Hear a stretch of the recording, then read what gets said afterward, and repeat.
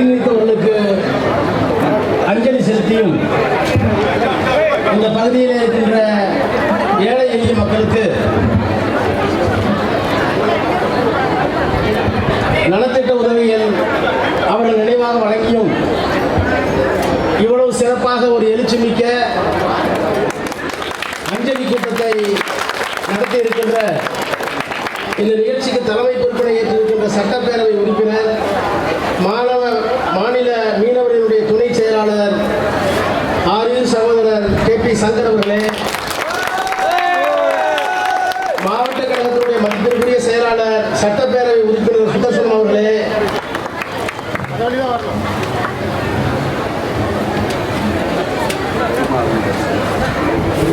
பகுதி கழகத்தினுடைய செயலாளர்கள் அருள்தாசன் அவர்களே, ஆறுமுகம் அவர்களே, இந்த தொகுதியினுடைய பொறுப்பாளர் கவி மோகன் அவர்களே, என்னோடு வருகை இருக்கின்ற கவி கணேசன் அவர்களே, செயற்குழு உறுப்பினர் ராமநாதன் அவர்களே, வட்டக்கழகத்தினுடைய செயலாளர்களே, பெரியவர்களே, தாய்மார்களே, உங்கள் அனைவருக்கும் வணக்கம். 2004ஆம் ஆண்டு இந்திய ஒன்றியத்துடைய அமைச்சராக, வனத்துறை அமைச்சராக நான் பொறுப்பிட்டிருந்த காலம், கழகத்தினுடைய தலைவர், திராவிட இயக்கத்துடைய முதுபெரும் சிந்தனையாளராக அன்றைக்கு இருந்த தலைவர் கலைஞர் அவர்கள் உடல்நலக் குறைவால் அப்பல்லோ மருத்துவமனையில் இருக்கிறார். நான் அமைச்சர், கலைஞரோடு இருக்கிறேன். அதிகாலையில் இந்த செய்தி வருகிறது. ஜெயலலிதா அம்மையார் முதலமைச்சர், டெல்லியிலே நானும் மற்றவர்களும் முதலமைச்சராக இருக்கிறோம். மத்திய அமைச்சர்களை எல்லாம் அப்பல்லோ மருத்துவமனைக்கு அழைத்து அன்றைக்கு அன்றைக்குரிய அண்ணன் TR பாலு அவர்களாக இருந்தாலும்,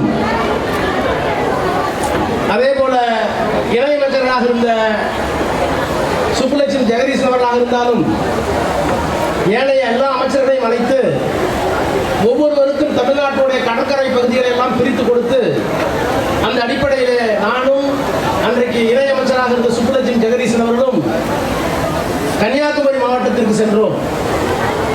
இந்த சுனாமி பேரலையால் கொத்து கொத்தாக 100க்கும் மேற்பட்டோர் ஒரே இடத்திலே புதைக்கப்பட்ட அந்த அவலத்தை பார்த்து கண்ணீர் சிந்தினார் கலைஞர்.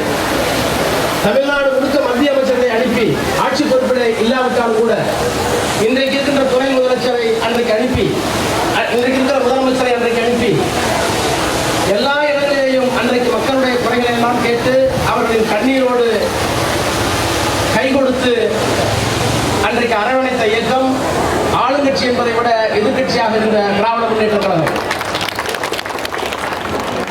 ஆளுங்கட்சியாக இருந்த அந்த இயக்கத்திலே அமைச்சர்கள் வெளியே வரவில்லை. நாங்கள் சுற்றுப்பயணத்தை முடித்து ஒவ்வொரு பகுதியிலையும் என்ன சேதாரம், எத்தனை உயிரிழப்பு என்று சொல்லி கலைஞர் எங்களை எல்லாம் அழைத்து அதை கடிதமாக மாற்றி அன்றைக்கு கவர்னரிடத்தில் கொண்டு போய் கொடுத்தோம். மாநில அரசின் சார்பில் எந்த உதவியும் கிடைக்கவில்லை. நாங்களே மனு கொடுத்தோம். நாடாளுமன்றத்திலே பிரதமரிடம் பேசினோம். மத்திய அரசாங்கம் உதவி செய்வதற்கு தயாராக இருந்தாலும் இன்றைக்கு மாநில அரசாங்கம் அதற்கு முன்வரவில்லை. உங்கள் எல்லோருக்கும் தெரியும், வீட்டை இழந்தவர்கள், சொத்தை இழந்தவர்கள், படகுகளை இழந்தவர்களுக்கெல்லாம் அன்றைக்கு 2004ஆம் ஆண்டு ஆட்சியில் இருந்த ஜெயலலிதா எதையும் செய்யவில்லை. 2006ஆம் ஆண்டு கலைஞர் முதலமைச்சராக வந்ததற்கு பிறகுதான் உங்களுடைய எல்லா அடிப்படை வசதிகளையும் வீடு உட்பட தீர்த்து கொண்ட பெருமை கலைஞருக்கு உண்டு. அதை போலவே இன்றைக்கும் மீனவர்களாக இருந்தாலும், ஒடுக்கப்பட்ட மக்களாக இருந்தாலும், மிகவும் பிற்படுத்தப்பட்ட மக்களாக இருந்தாலும், சமூகத்தில், பொருளாதாரத்தில், கல்வியில் யாரெல்லாம் ஒடுக்கப்பட்டிருக்கிறார்களோ அவர்களுக்கான ஆட்சி இந்த ஆட்சி. இந்த ஆட்சி பெரியார், அண்ணா, கலைஞரை உள்ளடக்கிய திராவிட ஆட்சி என்று சொல்லி திராவிட மாடல் ஆட்சியை நம்முடைய தலைவர் மதிப்பிற்குரிய முதலமைச்சர் அவர்கள் இங்கே நடத்தி கொண்டிருக்கிறார். அவரின் சார்பில், கழகத்தின் சார்பில் சுனாமி பேரலையில் உயிர்ந்தவர்களை நினைவு கூர்ந்தவர்களுக்கு அஞ்சலி செலுத்துகின்ற இந்த நிகழ்ச்சியிலே கலந்து கொண்டு நம்முடைய அஞ்சலியை, வீர வணக்கத்தை அவர்களுக்கு தெரிவிப்போம். முதலமைச்சருக்கும் இந்த ஆட்சிக்கும் உறுதுணையாக இருப்போம்.